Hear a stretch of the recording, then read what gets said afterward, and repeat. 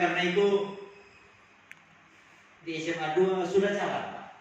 Sudah jalan beberapa bulan terakhir dan perubahan-perubahan mulai terjadi, dan mudah-mudahan dengan pendampingan yang kedua ini perubahan itu terus berjalan, dan program SMA Negeri 2 Meras Barat untuk tahun pelajaran 2023-2024 kurikulum merdeka bisa memuat visi dari 20 penggerak di kurikulum kita nanti.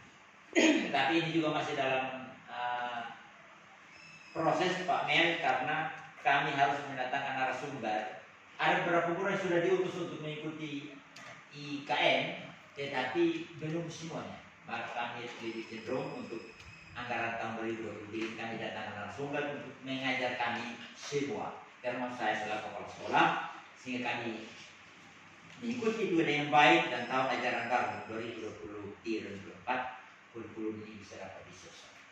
Untuk itu saya jangan memperpanjang kata lagi dan kita langsung masuk dalam inti, yaitu pemaparan visi mata pelajaran apa oleh sejarah agama. Sejarah itu sesuai dengan sertifikat inti itu sejarah, beliau SK-nya agama tapi sertifikat pendidiknya sejarah. Untuk itu atas kehadiran Pak Mial bersama kita, walaupun kita sudah terlarut, tetapi teman-teman saya mengharap kita bersama 30 menit ke depan sehingga program ini bisa dapat diselesaikan dengan baik. Untuk itu kesempatan selanjutnya diberikan kepada firman Tuhan.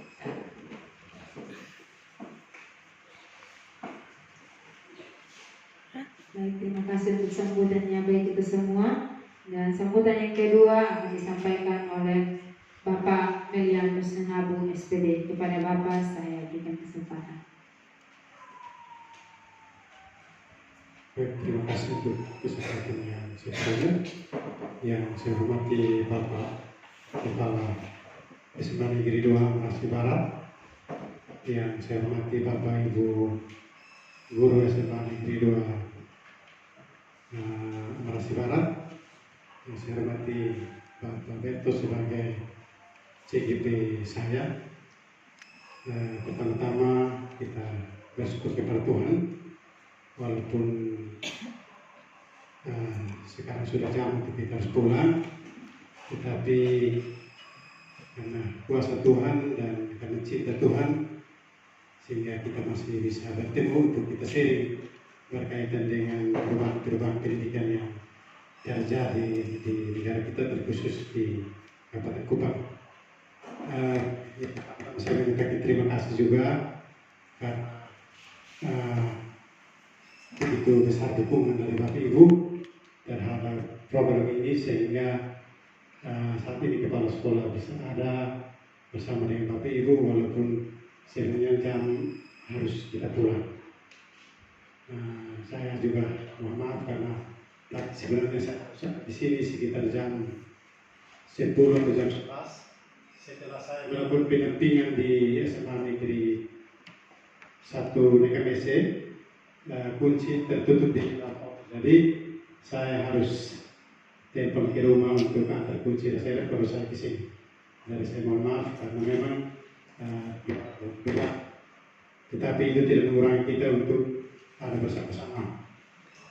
Bapak Ibu, saya menyampaikan apresiasi untuk sekolah ini. Yang pertama ada dukungan, karena kalau tidak ada dukungan dari kepala sekolah dan Bapak Ibu guru untuk Pak Berto, sebenarnya dia pasti bisa jalan dan visi misi pasti tidak bisa dilaksanakan karena di tempat lain dukungan seperti ini kita tidak dapatkan.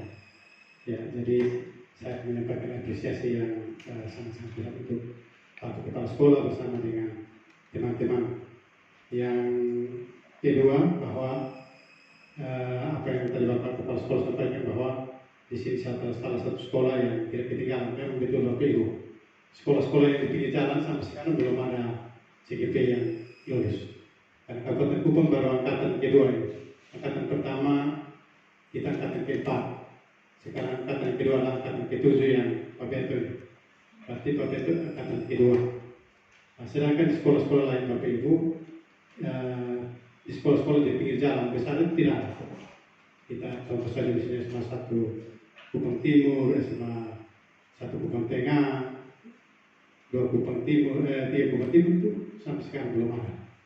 Ya, sehingga perubahan ini sebenarnya Ibu sudah tidak hampir sama dengan orang-orang di Jakarta, di Sulawesi, di lain sebagainya. Karena ketika pembelajaran berlangsung bukan hanya dari Kabupaten Kupang, tapi mungkin bisa seluruh NTT, di seluruh Indonesia. Sehingga informasi ini kita tidak pernah ketinggalan.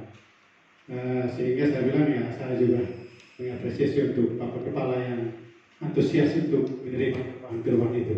Bapak Ibu harus berterima kasih untuk Bapak Kepala Sekolah karena tidak semua pemimpin bisa menyambut perubahan itu. Karena perubahan itu sebenarnya mau tidak mau kita harus terima. Ya, jadi Bapak Ibu, kehadiran kami di sini untuk melakukan pendampingan setelah ini sisi yang terakhir. Tadi sisi pertama itu bagaimana kami sharing tentang Pak Berto harus bagaimana belajar tentang lingkungan sekolah. Setelah itu Pak Berto juga harus bisa merintis sebuah komunitas. Dan sekarang Bapak Ibu kita harus memulai dengan komunitas. Salah satu komunitas itu misalnya kalau di MPKS, di tingkat kepala sekolah itu MPKS. Di sana kami akan sharing berkaitan dengan permasalahan-permasalahan yang ada di masing-masing sekolah. Mungkin komunitas MGP, ya, itu tingkat kabupaten. Tapi di bawah itu adalah di sekolah. Sekarang yang tadi saya sharing dengan Pak Berto berkaitan dengan komunitas yang ada di sekolah.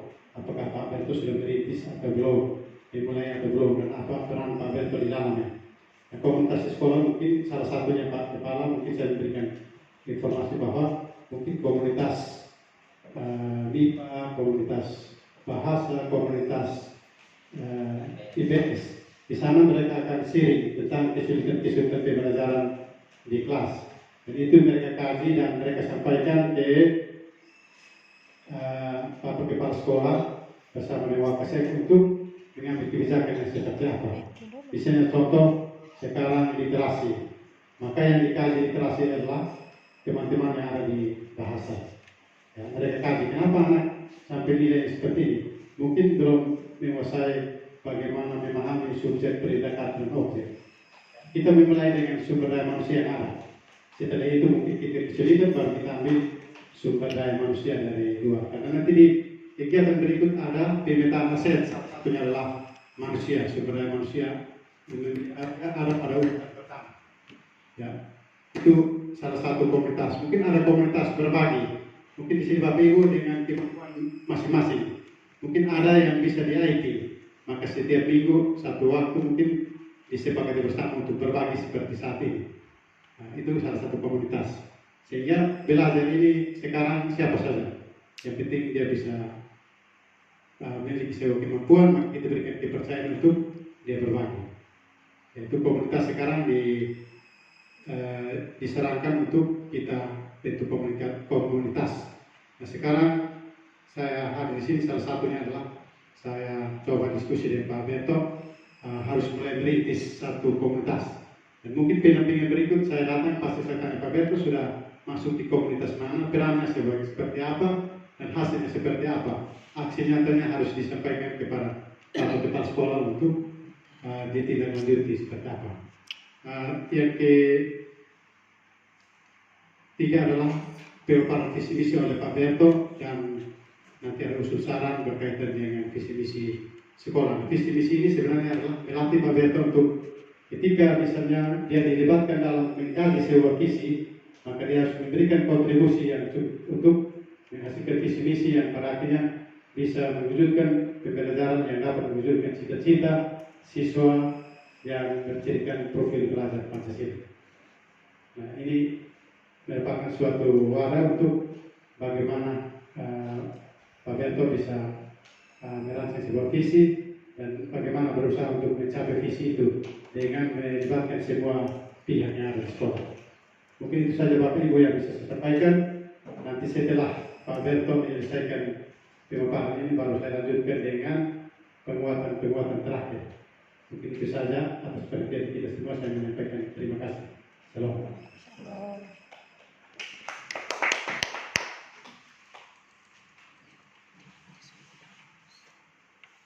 Baik, selanjutnya kita akan sama-sama mendengarkan pemaparan materi dari calon guru penggerak Bapak Bartolomeus Ruko SPD.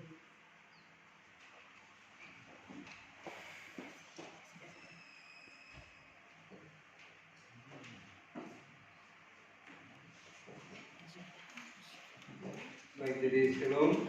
Bapak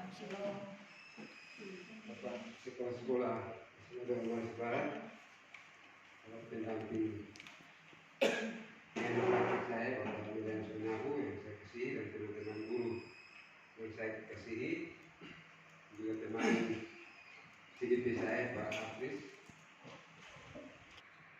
Jadi sejak saya mengikuti program yang pendidikan guru penggerak, ketika saya sampai pada materi visi guru penggerak, saya teringat akan visi sekolah, hanya saya tidak hafal persis. Dan ternyata kemarin saya sangat terpukul, kaget karena memang ada satu kata di situ, era globalisasi. Berarti selama ini memang profil pelajar Pancasila satu poinnya kita sudah jalan. Ini saya sangat senang kemarin ketika Pak Habib menyampaikan, oh ternyata visi sekolah kita selama ini satu poinnya sudah masuk. Poin yang keempat, kebinekaan global. Nah, sementara yang dituntut dalam proses kita belajar calon guru penggerak ini ada profil pelajar Pancasila. Nah, profil pelajar Pancasila sendiri itu ada 6 pokok, 6 hal yang perlu ditanamkan di situ. Beriman dan bertakwa kepada Tuhan yang Maha Esa dan berakhlak mulia. Yang kedua, mandiri. Yang ketiga, bergotong royong, berkebinekaan global, bernalar kritis dan kreatif. Nah, ini yang dituntut khususnya kita sebagai calon guru penggerak itu, kita dituntut untuk menanamkan profil pelajar Pancasila di sekolah di mana kita mengajar. Nah, kaitan dengan itu tentu ada intisari yang pernah disampaikan oleh Ki Hajar Dewantara tentang pendidikan. Menurut yang inti dari situ menyatakan bahwa menuntut segala kota yang ada pada anak-anak agar mereka dapat mencapai keselamatan dan kebahagiaan yang setinggi-tingginya sebagai manusia maupun sebagai anggota masyarakat. Nah, KHD menjelaskan bahwa dasar pendidikan anak berhubungan dengan kodrat alam dan kodrat zaman. Nah, ketika membaca ini sebenarnya ada banyak hal yang sebenarnya ada pada anak-anak kita. Ada kelebihan-kelebihan yang ada pada mereka, kemudian kodrat zaman juga. Apa yang kita sudah pelajari dengan visi yang ada di sekolah. Seperti saya bilang tadi, ada 6 hal itu. Kalau di sekolah kita sebentar jalan ini kan ada kebinekaan global atau era globalisasi. Nah, untuk itu pada kesempatan ini saya mengajak kita Bapak Kepala Sekolah dan teman-teman, kita akan masuk dalam diskusi untuk menolong saya untuk menemukan visi saya sebagai calon guru penggerak dikaitkan dengan visi sekolah sementara ini jalan. Mungkin sebentar kita temukan idenya yang kita sampaikan sebentar, kita rumuskan, kemudian saya dengan Pak Hafiz mungkin kemarin sudah intisari berpikir tentang visinya sudah jelas. Saya juga hari ini kita akan temukan dia punya visinya, kemudian kita koneksikan dengan visi yang ada di sekolah, akan muncul visi yang baru. Semoga harapan saya untuk itu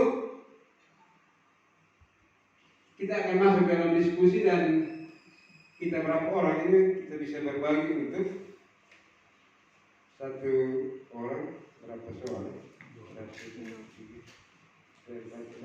sendiri. Dan 3 orang 2 soal. Jadi untuk 3 orang pertama, soal 1 dan soal yang kedua. Kemudian 3 orang kedua, soal nomor 3 dan 4. Kemudian soal nomor 5 dan 6, 3 orang yang terakhir.